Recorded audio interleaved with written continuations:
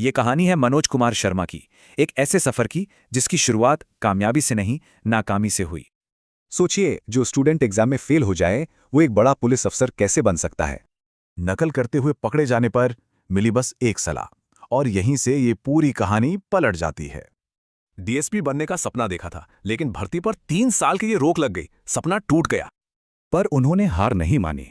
घर लौटने की बजाय दिल्ली जाकर यूपीएससी की तैयारी का फैसला किया।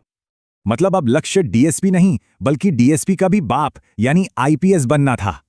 लेकिन दिल्ली आते ही पहली मुश्किल सामने खड़ी थी, महंगी कोचिंग क्लासेस। कोचिंग की डिपॉजिट थी 1200 रुपए और मनोज की जेब में थे सिर्फ 680।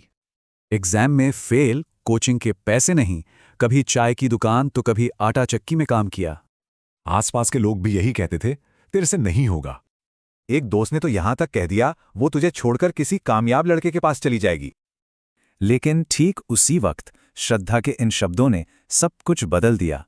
जाओ, पलट दो दुनिया। एक दोस्त ने अपना कमरा दिया और मनोज का काम भी खुद संभाल लिया ताकि वो पढ़ सके। उस रात जिंदगी में पहली बार मनोज के पास पढ़ने के लिए केबल थी। दुनिया सच में पलट रही थी। मेंस एग्जाम में वो आंसर शीट के पन्ने ऐसे पलट रहे थे मानो दुनिया पलट रहे हों। और नतीजा, इतनी मेहनत के बाद उन्होंने एग्जाम क्लियर कर लिया।